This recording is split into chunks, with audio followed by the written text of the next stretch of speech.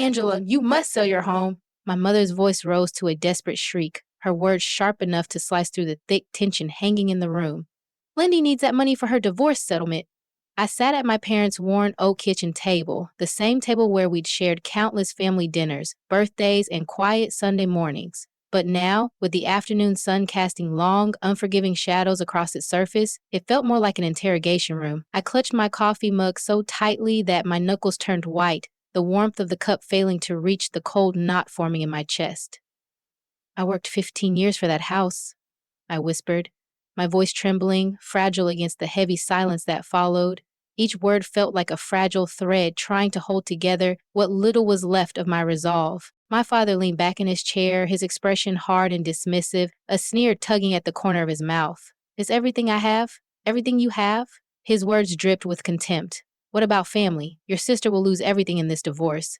The words hung in the air, heavier than the silence that followed, leaving me to wonder, when did my sacrifices become invisible? And when did my worth become nothing more than a dollar amount to save someone else? In contrast, my sister, Lindsay, had married Richard, a wealthy real estate developer straight out of college, and I own a small gift shop in downtown Austin that I built from scratch, working 60-hour weeks and living in a tiny studio apartment until I could finally afford my dream home. My name is Angela, and at 35, I never imagined that I would be fighting my own parents over the house I'd worked so hard to own. My parents expected me to support her after she'd spent the last 10 years throwing extravagant parties and taking trips to Europe while I was starting my business. I'm not responsible for Lindsay's lifestyle, I stated firmly, adding that Richard was divorcing her for his younger assistant. My mother's face crumpled.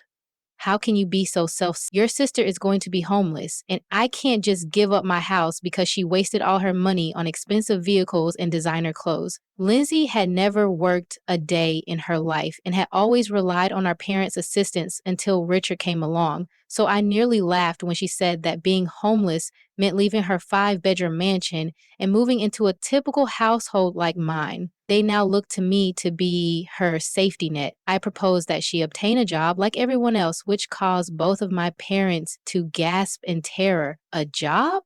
At her age, my mother grasped her chest as if I had said that Lindsay, she worked as a circus performer. She has no experience. You are aware of her sensitivity. I felt the usual pressure of their expectations. My parents had always treated Lindsay and me differently growing up, and now, after years of finally building something for myself, they wanted me to give it all up for her again. I had always been the responsible one, the solid one, while Lindsay was too fragile for real life. When I started my business, maxing out my credit cards and working day and night, my parents called it my little hobby, but when Lindsay wanted to become an interior decorator for wealthy clients, mostly her country club friends, they paid for an elaborate office and marketing campaign. Lindsay also got new cars and unlimited credit cards because she was too artistic for everyday worries, while I worked summer jobs and saved for college.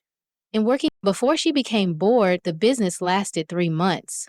I reflected on all the occasions I had stepped aside to allow Lindsay take the lead, including the money from the family vacation that she used for her spring break excursion since she needed the experience for her social development. Remember how much we helped you with your shop? My father's voice pierced my memory. The college money that paid for her semester abroad while I worked 2 jobs to cover my tuition. Even my graduation party became an engagement celebration when Lindsay said Richard had proposed. You co-signed your first lease because the landlord was your golf buddy and you received a terrific bargain. I inhaled deeply. My mother interrupted. That's not the point. We're family. I never missed a payment. We encourage one another.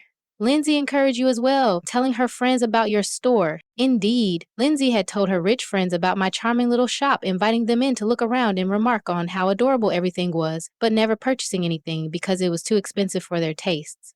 She had even suggested that I sell the business and come work as her personal assistant after she married Richard.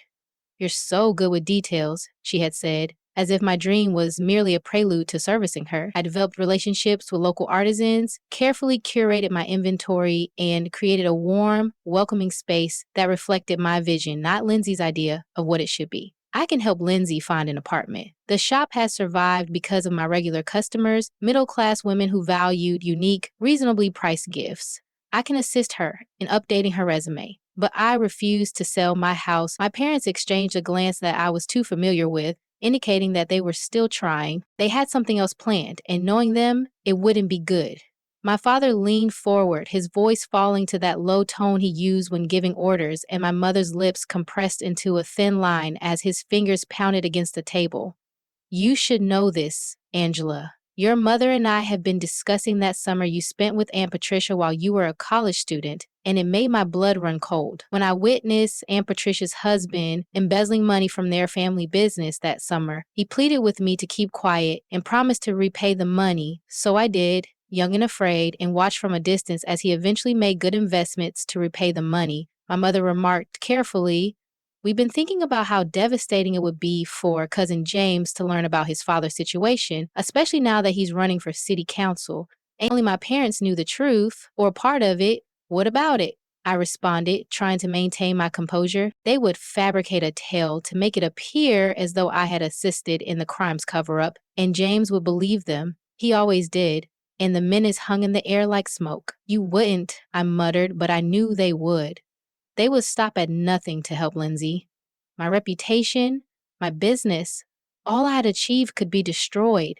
My father whispered, "We love you, and you're our daughter too. We don't want to. But Lindsay, who isn't as strong as you and can't cope with poverty, needs this. You're our daughter too," I thought. Always second, always the afterthought. With my chair scuffing the tile floor, I got up and said, "You know what? Tell everyone." My father's face went white, but first, perhaps we should discuss those real estate transactions you assisted Richard in, Dad. Those transactions that somehow always got authorized despite breaking zoning restrictions. How did you? My pals who work at City Hall maintain some really fascinating records. And Mom, should we talk about the real reason Lindsay's last business failed? The missing investor money that mysteriously ended up in her personal account? My mother's hand started to shake. We were protecting her. I took out my phone and showed him the emails I'd gathered over the years, just in case. "No," I cut her off. "And now you want to ruin me in order to shield her once more?"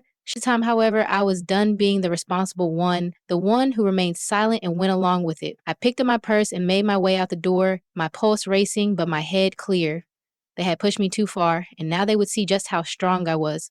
The following week passed in a flurry of irate phone calls and texts, and Lindsay made 3 appearances at my shop, sobbing in front of customers about how I was ruining our family. In an attempt to manipulate and instill guilt in me, my parents called every relative on their contact lists, but they failed to bring up Aunt Patricia's spouse because my proof had put them in a difficult position. After that, my mother called and sent out an invitation, which was actually a demand, stating that everyone would be present for our family dinner on Saturday. "We must settle this as a family, Aunt Patricia, Uncle Robert, James, and all the cousins." I was aware of their plans. They had done it before, but never with such stakes. So I spent the next 3 days getting ready, gathering everyone, portraying me as the self-centered daughter who refused to aid her helpless sister, and using the sheer power of family disapproval to push me into submission. I collected emails detailing Lindsay's failed businesses and the money our parents had invested in them, bank statements detailing every loan payment I'd made on my own, and even pictures of the apartment I'd lived in while building my shop, which contrasted sharply with Lindsay's mansion purchased with Richard's money. I dressed carefully for Saturday, wearing a plain black dress and pearls that my grandmother had left me instead of the designer jewelry Lindsay usually wore, and when I walked into my parents' house, I saw exactly what I had anticipated. Every relative within 100 miles of me was wearing a look of disappointment and worry. "Oh, Angela," Aunt Patricia gave me a stiff hug. I smiled nicely, observing her avoidance of eye contact, and said, "We're so worried about you, dear. This isn't like you being so stubborn." My mother had placed Lindsay in the middle of the living room, wiping her eyes with a monogrammed handkerchief as family members patted her shoulder. And before we ate, my father said, "Once everyone has arrived, we need to discuss something as a family." James and his campaign manager stood behind her, an intriguing choice for a family dinner. "We've all been worried about your actions lately, Angela. I felt like I had 24 eyes on me." This was their power play, using public humiliation as a weapon. With a firm voice, I interrupted my mother as she prepared to give the speech I knew she had been practicing all week. "I have something to share first." My parents hadn't expected me to fight back, so I pulled out my tablet and saw their faces go from confident to scared as I gave a presentation about family, responsibility, and the reality about the last 10 years. Not like this. Not here. Yet I was no longer their obedient daughter. I plugged my tablet into the TV screen, the same one on which we'd viewed innumerable family slideshows and holiday films. "Let's start with some numbers," I said. bringing up my first document, which showed the $280,000 I paid for my house and my mortgage history, which included all of my personal payments. And here are Lindsay's bank statements from her interior design business. The screen displayed transactions going from the business account to Nordstrom, Saks, and luxury automobile payments. But I persisted, despite my mother's warnings. Angela, Lindsay leapt up and pointed out that the $175,000 in investor funds had vanished in 3 months, with none of it being used for real business needs. Those were business clothing. The campaign manager moved forward, suddenly very interested. I had to look professional, and this is Dad's email discussion with Richard about the Henderson property deal, the one that mysteriously got rezoned after thousands of dollars in consulting fees changed hands. I swiped to the next document. I went on, but let's talk about more recent history. My father's cheeks had gone a frightening shade of scarlet. Here's the prenup Lindsay signed, waiving her right to Richard's business assets. As she sobbed about being broke, the room fell silent, and Aunt Patricia grasped her pearls. And here's her credit card bill from last month, $30,000 at Gucci. You see, I turned to face my family. James gazed at his phone, likely already containing the damage to his campaign. My cousins muttered to each other, glancing at Lindsay with a strange suspicion. I remained silent for years, listening to lectures about family responsibilities as Lindsay spent endlessly and seeing her waste money while I created something tangible. My mother's voice trembled as she said, "How dare you after everything we've done for you?" "Everything you've done?" I chuckled, but I won't be bullied into giving up everything I've worked for. Let's also talk about that. I've included my college tuition invoices, which demonstrate how I pay for myself, as well as the lease for my shop, which I actually paid more than the going rate for because of the family discount. My father yelled, "This is private family business.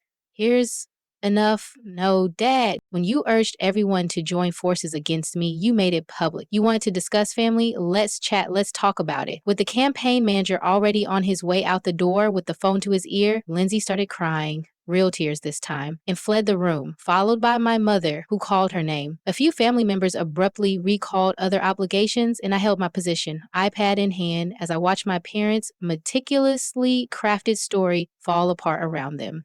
In the ensuing confusion, my father made one final attempt to recover control. "I've already given copies to my lawyer," I calmly said, "and if anything happens to me or my business, they'll go straight to the ethics board." Aunt Patricia came between us, her face pale. "If you don't delete those emails right now, you'll regret it," he snarled. "Maybe we should talk about James' campaign problem in private, Robert." She led my father away, and I was left to confront my mother, who had come back without Lindsay. "How could you?" she shouted, her eyes welling with tears. The rest of the family shuffled uneasily, and Cousin Rachel, who was always the family peacemaker, attempted to step in. "Your own sister? You mean like how you covered up her embezzlement or how you threatened to ruin my name to help her?" I interrupted. After 20 years of seeing Lindsay get everything while I worked myself to the bone, I firmly said, "I've taken enough time. Perhaps we should all take a little time to—" My mother's tears immediately dried up after I was told for 20 years that I had to make sacrifices because she was sensitive. "You know what, Mom? I haven't been a part of this family for a long time." I glanced around the room at the family photos where Lindsay was always the center of attention, at the achievement wall that showed off her certificates and awards, while mine were somewhere in a box collecting dust, at the faces of relatives who had always stood by her side without question. "Then name one instance in which you defended me rather than Lindsay." "That's not true," she protested, but her voice faltered. "I was just the ATM you kept in reserve for when Lindsay needed bailing out. You prioritized my needs once, and I felt the ensuing silence was deafening." As I grabbed my belongings, I felt lighter every step I took toward the door, and I could already hear my mother beginning to tell the story behind me. Poor Lindsay. Angela was a terrible daughter who was unappreciative, but it didn't matter anymore. My father called to me as I got to the door. "Angela!" The truth was out, and without looking back, I continued. "When you're calmed down, don't call me, don't come to my shop, don't contact me at all. I mean it." I took my first deep breath in what seemed like years as I stepped outside into the evening air. My phone buzzed with messages, most likely from family who had already chosen sides, but I chose to ignore them. The weeks after the family conflict were difficult but freeing. I blocked family emails, changed my phone number, and concentrated on my business since I had secured what was mine, and that was all that counted. My regular customers remarked that I was standing taller, smiling more freely, and no longer apologizing for things that weren't my fault. My business, which had always been my haven, felt even more like home now. I had to sell my Mercedes, Lindsay said.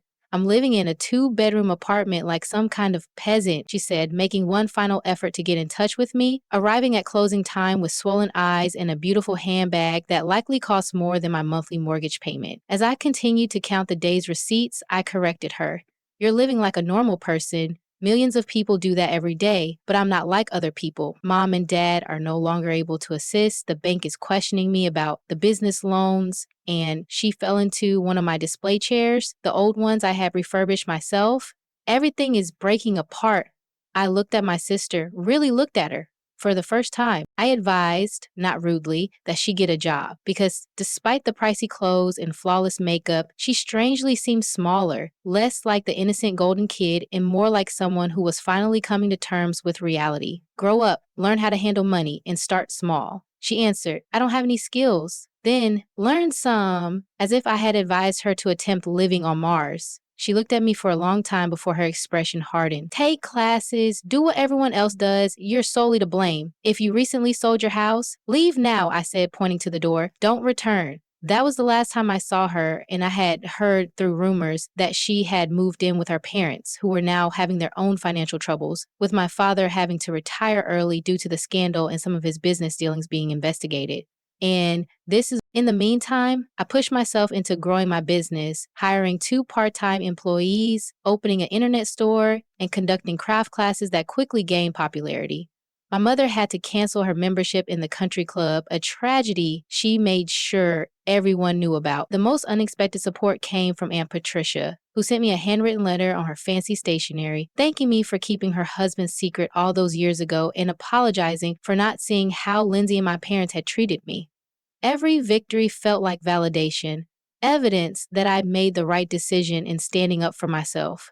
I had been strong. She said, you were always the strong one, but that doesn't mean you deserve to carry everyone else's burden. Her comments struck a chord. Too powerful for too long, I would allow my family to use that strength and turn it into a duty to solve their issues. Letting go wasn't a sign of weakness. In the months that followed, I learned what true independence felt like, finally having the guts to use my strength for myself.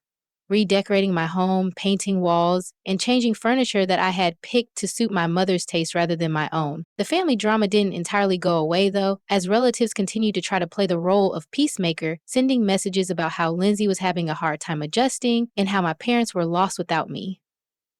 I joined a group for business owners and formed sincere friendships with women who celebrated my accomplishments rather than trying to minimize them. There was nothing to forgive, and I was no longer furious, despite what some people said about me being harsh and harboring resentment when family members need to forgive and go on. One day, my cousin Rachel came into the shop to attempt to persuade me to come to the next family Christmas get-together, but I was just done. Done with the manipulation, done with being the one responsible for fixing everything. I arranged a new display of handmade candles and said, your parents miss you so much. They miss having someone to solve their problems. Lindy's really changed, she insisted, adding that she now has a real job as a receptionist. They just want things back to normal. They haven't tried to understand why I left or apologize for what they did. But that's how family works, Rachel said. We forgive one another. No, that's the way toxic families operate. They injure you and then expect you to forgive them without making any changes. I'm happier now. So I gave her one of my best sell candles and said, here, on the house, but please stop trying to fix things that aren't broken. And I was. I had the best year ever for my business and resumed dating, finding men who weren't put off by my limits or scared by my success. When I learned that Lindsay was getting married again to a wealthy divorcee she had met at a charity event, my mother made sure I knew about the impending wedding, presumably hoping I would offer to help with the costs. I even purchased an investment property, a small retail space next to my shop that I could expand into when the current tenant's lease expired. I sent a little gift instead, along with a card that said, I wish you happiness and wisdom in your new life. The present was returned unopened, along with a note from my mother accusing me of being nasty and petty. I put the gift in a note in a box in my attic as a reminder of why I had made this decision. After class, one of the students told me, "Your story inspired me. I had been letting my family talk me out of starting my own business for years, but if you could stand up to yours, maybe I could too." I returned to my shop, where a class of aspiring entrepreneurs was waiting to learn about small business management, and a new shipment of inventory needed to be unpacked. "The hardest part isn't beginning the business," I reminded her. "It's believing you deserve to succeed." I grinned, seeing my old self in her unsure gaze. The rest follows. 3 years have gone by since that contentious family meal, and I've built a second business across town and expanded into the space next door. Ironically, my parents encouraged me to do more than I ever thought possible, even while they were trying to get me to give up my house to support Lindsay. I met James at a neighborhood coffee shop last week. He told me that Lindsay's second marriage had already ended and that her new husband had apparently grown weary of her spending habits as well. His campaign had failed after the incident, but he looked happier and more sincere. "They still don't understand what they did wrong," James said, stirring his coffee, "because my parents had to downsize to a small condo and their retirement plans were derailed by the investigations into my father's business dealings. Aunt Helen keeps saying that if you just helped Lindsay that first time, none of this would have happened." On the way home, I reflected on how they still viewed me as the source of their issues rather than the result of their behavior, and how the previous me would have felt guilty or accountable in some way. Each room in the house they wanted me to sell symbolizes a decision I made to value myself and to defend what I had earned. But I've come to realize that their incapacity to confront reality is not my burden to bear. It's more than just a house now. It's a symbol of my independence. I sometimes ponder what my life would have been like if I had acceded to their demands that day. I would most likely be renting a modest apartment someplace and watching Lindsay waste my sacrifice while my parents applauded her for making an effort. Despite being expected to support them through every crisis and put my own aspirations on wait, I'm thriving, and my business seminars are consistently packed with women who have experienced similar demands from friends or family. I teach them what I've learned the hard way, that true love has no conditions or expectations, and that achievement is nothing if you allow others to take it away from you.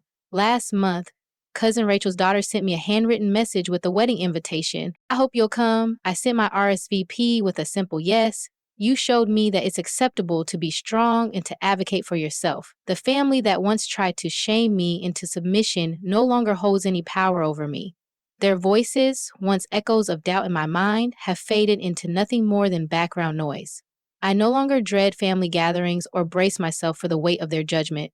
I've built something better, a life where my strength isn't a weapon used against me, but a foundation I stand proudly on. The house they pressured me to sell, I just finished renovating the master bathroom. Every tile a small victory, every detail a testament to my resilience. My parents and Lindsay are still tangled in their endless cycle of blame, excuses, and denial, but I've stepped off that carousel. I'm free. There's a quiet kind of peace in the life I've created. But nothing compares to the feeling I get when I look in that new mirror every morning. Staring back at me is someone who has finally learned the most important lesson of all: how to choose herself, unapologetically and without hesitation. If this story inspired you, don't forget to subscribe to the SoraBook channel to hear more empowering, heartfelt stories in the next videos. You won't want to miss what's coming next.